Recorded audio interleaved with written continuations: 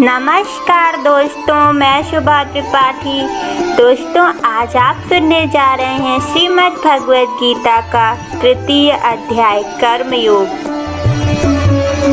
अर्जुन ने श्री कृष्ण जी से प्रश्न किया, हे जनार्दन, यदि कर्मों की अपेक्षा ज्ञान श्रेष्ठ है तो फिर हे केशव, मुझे भयंकर कर्म में क्यों लगा रहे हो तथा आप मिले हुए से वचन से मेरी बुद्धि मोहित सी कर रहे हो। इसीलिए उस एक बात को निश्चय करके कहिए कि जिससे मैं कल्याण को प्राप्त हो जाऊं।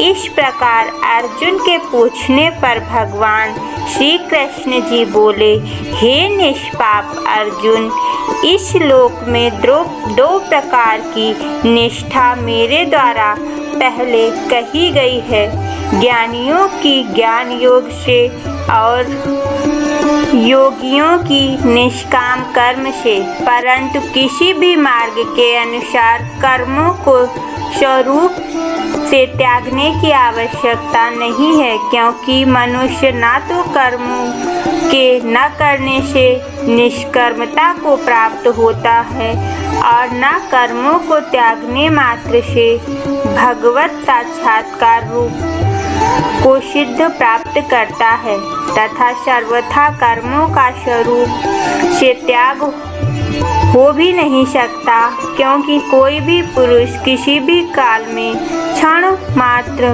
भी बिना कर्म किए नहीं रहता। निसंदेह सभी पुरुष प्रकृति से उत्पन्न हुए गुणों द्वारा परवश हुए कर्म करते हैं। इसलिए जो मूढ़ बुद्धि पुरुष कर्मेंद्रियों को हठ से रोककर इंद्रियों के भोगों को मन से चिंतन करता रहता है, वह मिथ्याचारी अर्थात दंभी कहा जाता है। और हे अर्जुन, जो पुरुष मन से इंद्रियों को वश में करके अनासक्त हुआ कर्मेंद्रियों से कर्मयोग का आचरण करता है, वह श्रेष्ठ है। इसलिए तू शास्त्र विधि से नियत किए हुए स्वधर्म रूप कर्म को कर, क्योंकि कर्म न करने की अपेक्षा कर्म करना श्रेष्ठ है, तथा कर्म न करने से तेरा शरीर निर्वाह भी नहीं सिद्ध होगा। हे अर्जुन, बंधन के भय से भी कर्मों का त्याग करना योग्य नहीं है, क्योंकि यज्ञ अर्थात विष्णु के निमित्त किए हुए कर्म के सिवा अन्य कर्म में लगा हुआ ही यह मनुष्य कर्मों द्वारा बंधता है। इसलिए हे अर्जुन, आसक्ति से रहित हुआ उस परमेश्वर के निमित्त कर्म का भली प्रकार आचरण कर। कर्म न करने से तू पाप को भी प्राप्त होगा, क्योंकि प्रजापति ब्रह्मा ने कल्प के आदि में यज्ञ सहित प्रजा को रचकर कहा है कि इस यज्ञ द्वारा तुम लोग वृद्धि को प्राप्त हो और यह यज्ञ तुम लोगों को इच्छित कामनाओं को देने वाला हो, तथा तुम लोग इस यज्ञ द्वारा देवताओं की उन्नति करो और वे देवता लोग तुम लोगों की उन्नति करें। इस प्रकार आपस में कर्तव्य समझकर उन्नति करते हुए परम कल्याण को प्राप्त हो, तथा यज्ञ द्वारा बढ़ाए हुए देवता लोग तुम्हारे लिए बिना मांगे ही प्रिय भोगों को दें। उनके द्वारा दिए हुए भोगों को जो पुरुष इनके लिए बिना दिए ही भोगता है, वह निश्चय चोर है। कारण कि यज्ञ से शेष बचे हुए अन्न को खाने वाला श्रेष्ठ पुरुष सब पापों से छूट जाता है, और जो पापी लोग अपने शरीर पोषण के लिए ही पकाते हैं, वे तो पाप को ही खाते हैं, क्योंकि संपूर्ण प्राणी अन्न से उत्पन्न होते हैं और अन्न की उत्पत्ति वृष्टि से होती है तथा वृष्टि यज्ञ से होती है और वह यज्ञ कर्मों से उत्पन्न होने वाला है तथा उस कर्म को तू वेद से उत्पन्न हुआ जान और वेद अविनाशी परमात्मा से उत्पन्न हुआ है। इससे सर्वव्यापी परम अक्षर परमात्मा सदा ही यज्ञ में प्रतिष्ठित है। हे पार्थ, जो पुरुष इस लोक में इस प्रकार चलाए हुए सृष्टि चक्र के अनुसार नहीं बरतता अर्थात शास्त्रानुसार कर्म नहीं करता, वह इंद्रियों के सुख को भोगने वाला पापायु पुरुष व्यर्थ ही जीता है। परंतु जो मनुष्य आत्मा ही में प्रीति वाला और आत्मा ही में तृप्ति तथा आत्मा में ही संतुष्ट हो, उसके लिए कोई कर्तव्य नहीं है, क्योंकि इस संसार में उस पुरुष का किए जाने से भी कोई प्रयोजन नहीं है और न किए जाने से भी कोई प्रयोजन नहीं है तथा इसका संपूर्ण भूतों में कुछ भी स्वार्थ का संबंध नहीं है, तो भी उसके द्वारा केवल लोक हितार्थ कर्म किए जाते हैं। इससे तू अनासक्त हुआ निरंतर कर्तव्य कर्म का अच्छी प्रकार आचरण कर, क्योंकि अनासक्त पुरुष कर्म करता हुआ परमात्मा को प्राप्त होता है। इस प्रकार जनकादि ज्ञानी जन भी आसक्ति रहित कर्म द्वारा ही परम सिद्धों को प्राप्त हुए हैं। इसलिए तथा लोक संग्रह को देखता हुआ भी तू कर्म करने को ही योग्य है, क्योंकि श्रेष्ठ पुरुष जो जो आचरण करते हैं अन्य पुरुष भी उसके ही अनुसार आचरण करते हैं।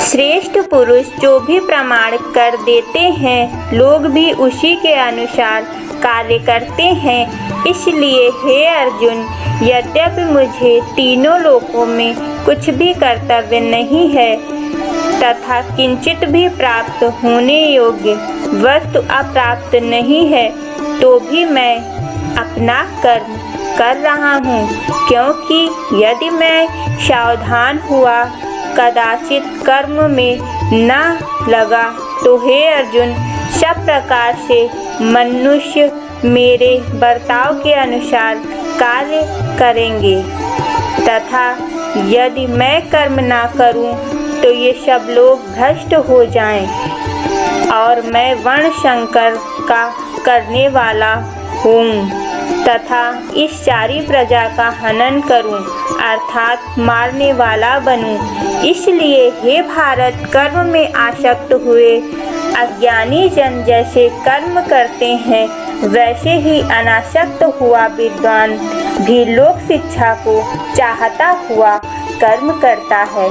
ज्ञानी पुरुषों को चाहिए कि कर्मों में आसक्ति वाले अज्ञानियों की बुद्धि में भ्रम अर्थात कर्मों में अश्रद्धा उत्पन्न न करें, किंतु स्वयं परमात्मा के स्वरूप में स्थित हुआ और सब कर्मों को अच्छी प्रकार करता हुआ उनसे भी वैसे ही करवावें। हे अर्जुन, वास्तव में संपूर्ण कर्म प्रकृति के गुणों द्वारा किए हुए हैं, तो भी अहंकार से मोहित हुए अंतःकरण वाला पुरुष मैं करता हूँ ऐसे मान लेता है। परंतु हे महाबाहु, गुण विभाग और कर्म विभाग के तत्वों को जानने वाला ज्ञानी पुरुष कभी भी आसक्त नहीं होते और प्रकृति के गुणों से मोहित हुए पुरुष गुण और कर्मों में आसक्त होते हैं। उन अच्छी प्रकार न समझने वाले मूर्खों को अच्छी प्रकार जानने वाला ज्ञानी पुरुष चलायमान न करे। इसलिए हे अर्जुन, तू ध्याननिष्ठ चित्त से संपूर्ण कर्मों को मुझमें समर्पण करके आशा रहित और ममता रहित होकर संताप रहित हुआ युद्ध कर। हे अर्जुन, जो कोई भी मनुष्य दोष बुद्धि से रहित और श्रद्धा से युक्त हुआ सदा ही मेरे इस मत के अनुसार कार्य करता है, वो पुरुष संपूर्ण कर्मों से छूट जाता है। और जो दोष दृष्टि वाले मूर्ख लोग इस मेरे मत के अनुसार कार्य नहीं करते, उन संपूर्ण ज्ञानों में मोहित चित्त वाले को तू कल्याण से भ्रष्ट हुए ही जान। क्योंकि सभी प्राणी प्रकृति को प्राप्त होते हैं, अर्थात अपने स्वभाव से परवश हुए कर्म करते हैं। ज्ञानवान भी अपनी प्रकृति के अनुसार चेष्टा करता है, फिर इसमें किसी का हट क्या करेगा। इसलिए मनुष्य को चाहिए कि इंद्रिय के अर्थ में अर्थात सभी इंद्रियों के भोग में स्थित जो राग और द्वेष है, उन दोनों के वश में न हो, क्योंकि इसके वे दोनों ही कल्याण मार्ग में विघ्न करने वाले महान शत्रु हैं। इसलिए उन दोनों को जीत कर सावधान हुआ स्वधर्म का आचरण करे, क्योंकि अच्छी प्रकार आचरण किए हुए दूसरे के धर्म से गुण रहित भी अपना धर्म अति उत्तम है। अपने धर्म में मरना ही कल्याणकारक है और दूसरों का धर्म भय को देने वाला है। इस पर अर्जुन ने पूछा कि हे कृष्ण, फिर यह पुरुष बलात् लगाए हुए के सदस्य न चाहता हुआ भी किससे प्रेरा हुआ पाप का आचरण करता है। इस प्रकार अर्जुन के पूछने पर श्री कृष्ण जी बोले, हे अर्जुन, रजोगुण से उत्पन्न हुआ यह काम ही क्रोध है। यह ही महाअनस अर्थात अग्नि के समान भोगों से न तृप्त होने वाला और बड़ा पापी है। इस विषय में इसको ही तू वैरी जान। जैसे धुएं से अग्नि और मल से दर्पण ढका जाता है, तथा जैसे जेर से गर्भ ढका हुआ है, वैसे ही काम के द्वारा यह ज्ञान ढका हुआ है। और हे अर्जुन, इस अग्नि के समान न पूर्ण होने वाले काम रूप ज्ञानियों के नित्य वैरी से ज्ञान ढका हुआ है। इंद्रियां, मन और बुद्धि इस काम के वास स्थान कहे जाते हैं, और यह काम इन मन, बुद्धि और इंद्रियों द्वारा ही ज्ञान को आच्छादित करके इस जीवात्मा को मोहित करता है। इसलिए हे अर्जुन, तू पहले इंद्रियों को वश में करके ज्ञान और विज्ञान के नाश करने वाले इस काम पापी को निश्चय पूर्वक मार। और यदि तू समझे कि इंद्रियों को रोककर काम रूप बैरी को मारने की मेरी शक्ति नहीं है, तो तेरी यह भूल है। क्योंकि इस शरीर से तो इंद्रियों पर श्रेष्ठ, बलवान और सूक्ष्म कहते हैं, और इंद्रियों से पर मन है, और मन से भी परे बुद्धि है, और जो बुद्धि से भी अत्यंत परे है, वह है आत्मा। इस प्रकार बुद्धि से परे अर्थात सूक्ष्म तथा सब प्रकार बलवान और श्रेष्ठ अपने आत्मा को जानकर और बुद्धि के द्वारा मन को वश में करके, हे महाबाह, अपनी शक्ति को समझकर इस दुर्जय काम रूप शत्रु को मार। यहाँ पर कर्म योग तृतीय अध्याय समाप्त हुआ। दोस्तों, अगर आपको वीडियो अच्छा लगे तो इसे अपने सभी दोस्तों के साथ शेयर करें, लाइक करें और सब्सक्राइब करें। जय श्री कृष्णा।